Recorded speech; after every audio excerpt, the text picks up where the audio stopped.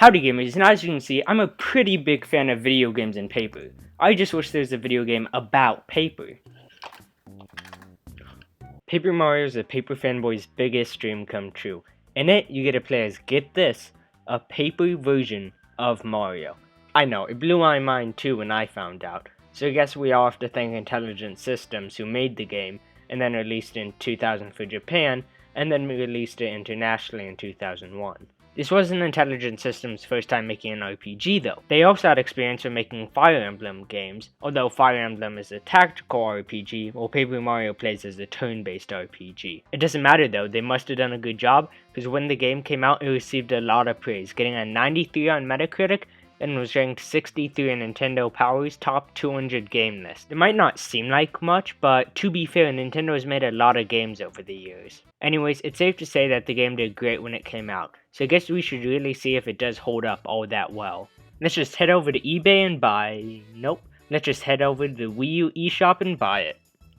The game opens up telling us the story of the Star Spirits and Good Wishes. Basically, far away in the sky there is the Star Haven, which is where the Star Spirits live, which are stars that help wishes come true. They make these wishes come true through the Star Rod, which has the power to grant all wishes. But then, Bowser and his assistant Kammy Koopa come in and steal the Star Rod, and lock away the 7 Star Spirits who are guarding the Star Rod in cards, and gives them to different people to protect. And now that he has the Star Rod, he beats up Mario and captures Princess Peach in her castle too. Now it's up to us to get back the 7 Star Spirits so we can defeat Bowser. Yeah, it's not the most creative premise out there, but where the story really shines is the journey that Mario goes through to rescue the 7 Star Spirits. The game is split into 8 different chapters and a prologue that takes place at the beginning of the game. Each chapter is Mario going to a new unique location, meeting a new party member along the way, and then rescuing a Shine Sprite. It's really underselling it though, because all the locations are really creative and unique, and it's cool to see how Nintendo used all of their unique Mario species to create a whole world. I don't want to spoil the game, so I'm just going to use the first chapter as an example, but if that's still too much and you don't want that spoiled, just go to whatever time is up on the screen. Anyways, in it you're heading east to the Koopa Bros Fortress, and then you run into a problem where there's a button that you need to press, but you can't reach it. So anyways, you go down south and there you find Koopa Village, but there's some fuzzies terrorizing the whole town by stealing people's shells. Eventually, you meet a Koopa Trooper named Kooper who needs your help getting his shell back. You chase down the fuzzy that stole his shell, and then you do a puzzle where you have to keep track of who has his shell and then hit the tree with the hammer.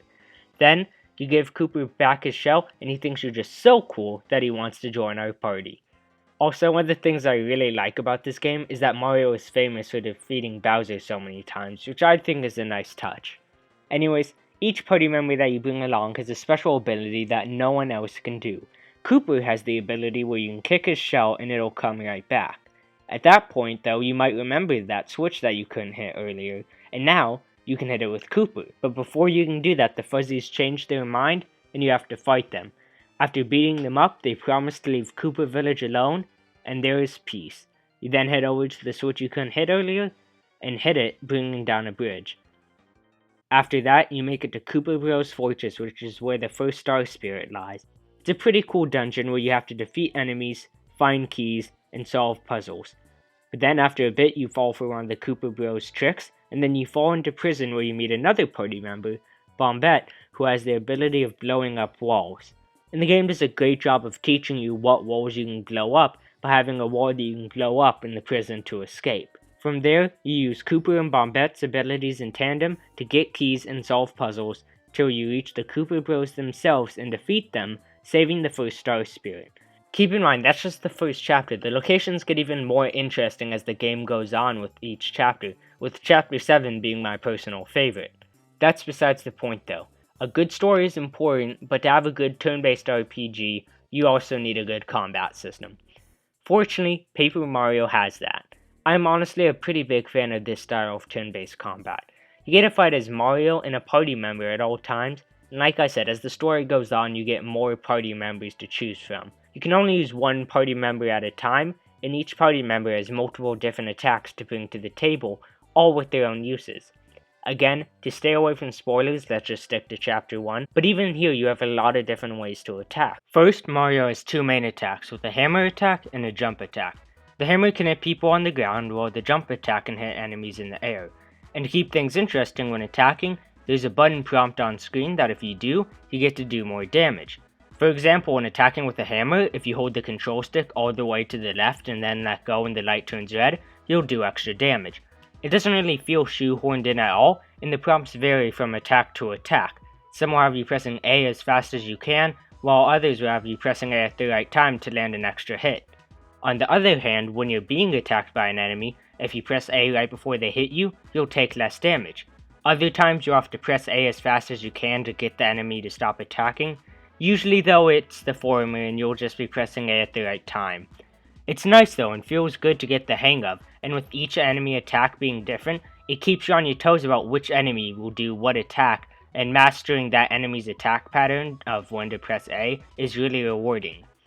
Similarly to each enemy attack pattern being different though, each enemy themselves is different too. For example, there are the Goombas with spikes on their head. You can't jump on them because you'll get hurt, so instead you need to use the hammer to attack them. On the other hand, there are flying Koopa Troopas. These you can't hit with the hammer, so you'll need to jump on them. Then, once you jump on them, they fall to the ground, meaning you can hit them with your hammer. Not every enemy is like that though, but I would say a lot of them are. With some enemies having different ways they need to be attacked, it really makes sure that you're on edge and not just mindlessly pressing your strongest attack. As far as your partner's attacks go, they're similar to Mario, with some having airborne attacks and others having ground ones, but they also have some special moves. These special moves take FP to use though. They do more damage than normal attacks, and what they do varies from party member to party member. But for example, Cooper has one where you can attack all enemies on the ground at once, while Bombette has one that just does a lot of damage. Mario can also use FP moves too, and if you're wondering what FP is, it stands for Flower Points, and is sort of the mana of this game. Each special attack takes FP to use, while normal attacks don't take FP to use, and can be used endlessly. You start the game off with just 5 FP, and as you level up, you can choose to upgrade your FP if you want to. You level up by defeating enemies, and when you defeat them, you get star points and coins, but I'll talk about coins later. The amount of star points and coins varies from what type of enemy it was to the amount of enemies there are, but either way, when you reach 100 star points, you can level up. When leveling up, you get to choose between upgrading 3 different categories, being HP, FP, and BP. In case you're wondering, which you probably are, BP stands for badge points. You start off with 3 badge points, and the more badge points you have, the more badges you can equip. Badges do a multitude of things, from giving you a new special attack that takes FP to use, to increasing the damage of attacks you do by 1. Depending on how good a badge is, it'll take more badge points. For example, one that allows you to use 3 items in one turn takes 3 badge points, while a badge that causes enemies' attacks to occasionally miss when Mario is at low health only takes 1 badge point. You find badges by doing side quests, exploring around, and you can buy them from certain shops. For example, there's the badge shop in Toad Town that opens up later in the game, or you can trade star pieces with Merlin for badges. I'll get to trading star pieces in a bit though, because I still want to finish up talking about the battle system in the game. If you remember from a few seconds ago, I said that when you level up, you get to upgrade HP, FP, or BP. That may seem confusing because how do you upgrade your own attack power then? I've been waiting for someone to ask that. Throughout the game, you'll find upgrades to your jump and hammer that not only make them stronger in battle, but also outside of battle. For example, this block you can't break with the normal hammer, no, but if you come back with an upgraded hammer, then you can break it. These aren't optional upgrades though, you need them to progress through the game. Although they are neat though, because they do allow for optional backtracking if you want to explore more areas and possibly find more badges. Of course, if you could only upgrade yourself, that'd be pretty unepic. Fortunately, throughout the game, there are super boxes. These are somewhat hidden optional upgrades that you can get for your party members. They aren't really hidden that well, but there are some that you might miss if you're not paying attention, or are not exploring. The super box not only increases your party member's strength by 1, they also unlock a new special attack that does something different from their base attack. You eventually will be able to upgrade a party member twice, but to avoid spoiling every character's upgrades, I'm just going to talk about Koopa's upgrades. Also, because Koopa's my favorite character in the game, but still. With Koopa's first upgrade, you unlock the Dizzy Shell, where the faster you press A, the more turns an enemy will be stunned. Similarly to the Power Shell attack, it attacks all enemies, but isn't guaranteed to stun all of them. And if you upgrade Koopa one more time, he gets the Fire Shell, which allows him to do his original Power Shell attack, but now with fire doing extra damage compared to usual. And if you attack an ice enemy, it'll do even more damage on top of that, which I think at doing more damage to an ice enemy is sort of a nice touch. I'm not done with the battle system though, there's still one more aspect to it, which is star power. You don't get this until at the end of the first chapter when you rescue the first star spirit, but when you rescue him, he gives you the ability of star power. Now when you go into battle, there will be a meter in the top left corner of the screen that charges a bit each turn. But if you want to speed it up, you can use the refresh star power move, which will fill the meter a significant amount. You want to fill the meter so that you can use the special star powers. You unlock one new one per chapter, and along with unlocking a new star power to use, you also unlock more meters, meaning you can have more charged up at once. The star powers that you unlock though range from anything from healing 5 HP and 5 FP for 1 meter, to dealing 7 damage to all enemies for only 2 meters. This adds strategy to the mix because only Mario can use the star powers. Technically, your party members can use the refresh move with the badge that you unlock, but this still adds another layer of strategy to the mix of using refresh or just attacking. That's the last bit of stuff about the battle system. It's pretty in-depth and I would consider it really good. I mean, there are so many different builds you can do with a character depending on what you invest your star points into and what badges you use. But of course, the game's not all battling. Like I mentioned previously, there are also puzzles, towns, interesting characters, and even some slight platforming. This is a Mario game after all. But one bit of gameplay I didn't get to mention before was that in between the chapters you get to play as Princess Peach in a nice change up of gameplay. These gameplay segments are really cool and have Peach sneaking around Bowser's castle Metal Gear Solid style, avoiding guards and whatnot. Apart from being a nice change up of gameplay, this allows us to find out where we're supposed to be going next. A character I didn't mention before is Twink, who's one of my favorite characters in the game, and he helps Peach sneak around the castle and then goes down to Mario to tell him where to go next. These segments also have some pretty funny moments, and it's one of the many recurring story elements in the game. One of the other recurring story elements in the game is Junior Troopa. He's an awesome character who shows up at random points in Mario's journey to put a stop to him just because you went into his playground without his permission back in the prologue. And he goes through ridiculous lengths just to make Mario pay for what he did, and he's overall a really good reoccurring mini-boss. The other reoccurring character in the game is Chuck Quizmo. He's a weird colorful worm in a top hat that at random points throughout the game will ask if you want to do a quiz show. It basically just tests you about things that happened in the game, and is always a fun time. There's also a nice live studio audience, and Luigi is even there to cheer you on. The best part is, though, that if you win, you get a star piece. I said earlier that I'd talk about star pieces later, so I guess I can do that now. Star pieces are little collectibles that are hidden throughout the game that you can get from hidden panels, the previously mentioned quiz show, or just doing side quests in general. With your star pieces that you collect, you can trade them into Merlin for badges. This is a really good way to get some of the better badges in the game, and like I mentioned earlier, it's not the only way to get badges. There's also a badge shop that comes up later in the game where instead of star pieces, you can buy badges with coins.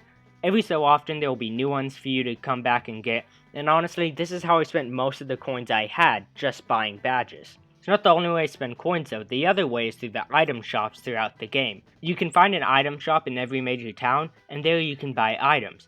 Different stores sell different items, but they pretty much all sell the same stuff, just with slight variations in how good the items are. In addition to buying items though, you can also check items, meaning that the store can hold on to them for you for later. It's not just that store though, if you check an item, you can claim it from any store. This is honestly really useful because I was always full of items. This was also a bad thing though, because there wasn't really that big of a need for the shop. For starters, the game isn't very hard, so you never really need to use items, and you just find so many of them lying around. You can hold 10 items, which is a decent amount, but I should probably talk about actually using the items in battle. In battle, when Mario goes, in addition to attacking, using star power, or just not attacking at all, he also has the option to use an item. They might do damage to the enemies or have the chance to stun all of them. There isn't really too big of a variety in items in my opinion. I should probably mention though that there are also HP and FP related items. These items are able to be used in battle, but are also the only items you can use outside of battle, and they restore HP and FP. In addition to battle items though, there are also key items. These are basically items related to the main mission at hand, like a key, or side quest items like a letter you have to deliver, or maybe a membership card. Speaking of side quests, this game has a lot of them. and most of them are just fetch quests, where you find a letter and then have to deliver it to someone, and then they give you a badge or a star piece. Unfortunately, these just aren't that interesting, because you get so many badges and star pieces anyway, that the side quests just weren't appealing to me. There were some side quests that were directions to somewhere, but the game doesn't really have that much to offer the player, so I felt no need to do the side quests.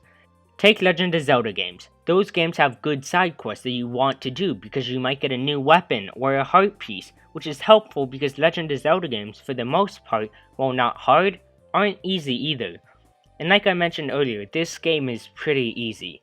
Part of the reason why this game is so easy is that FP isn't really balanced all that well, and if you just upgrade that and upgrade some health along the way too, you'll be breezing through the game.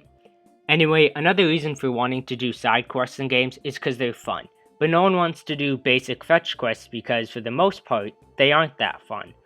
I did really like the Dojo though, which was an optional side quest where you battled members of the Dojo and had a rank card where the more people you beat, the higher your rank got. I didn't get to finish that side quest though, because when you beat the game like most N64 games, there's a little end card thing that says thanks for beating the game, and then you have to restart your system. But the problem is, like anyone who beat the game, my last save is in Bowser's castle right before the final boss fight. That would mean if I wanted to continue doing side quests in the game, I would have to backtrack around 1 or 2 hours. This is honestly a really big oversight by the developers, and it stinks that they didn't fix it. It would have been nice that after you beat the game, it just spawns you back in Toad Town with all your stats and items from right before your fight with Bowser. Oh well though, and because I haven't mentioned it and you guys are probably confused, Toad Town is the central hub of the game. It pretty much connects you to all the chapters of the game, and acts as a really good central hub. There are a lot of people to talk to, and the cool thing is, most people's dialogue changes based on how much you progress through the game. It's also where the dojo is held, an item shop, and something that's really cool is that beneath Toad Town, there's a system of pipes that allows you to go to places you've already visited, allowing for nice fast travel. This makes the previously mentioned mail delivery side quest a lot easier, but still not really worth doing. Another thing in Toad Town though is Merlin, who's a nice addition to the game, where if you're stuck, for just a few coins he can give you a hint. And across from Merlin is the Toad House, which is a nice place where you can heal up for free. These are really cool because depending on what town you're in, they'll have a different aesthetic to them. And if you're a fellow paper fanboy like myself, you'll be happy to know that when Mario gets into bed, there are paper physics. So to answer the question, does this game hold up? I'm going to have to say yes. The gameplay is still really solid, and the graphics honestly look pretty good, especially for N64 standards. The only thing that sort of dates this game is having to go to a save block to save your progress, but even then that's more of an RPG thing, because Paper Mario games still do that to this day. But to get this game a score out of 100, I give it a 94 out of 100. The game is solid, but it does feel a little bit formulaic at times, and to be honest, like I said, it wasn't the hardest game there is. But to give this game an award, I give it the Best Paper Game Award, because honestly, this is the best paper game I've ever played. One of the best paper games ever played. I haven't played Thousand Year Door yet, so I guess I can't judge whether this is the best paper game or that is, so I guess I'll have to play Thousand Year Door next to see if this game is better than that game. But if you want to know if Paper Mario is right for you, just think of the 3 words Paper Mario RPG. If 2 of those words interest you, you'll probably like Paper Mario. But until next time, stay safe, and I love you guys.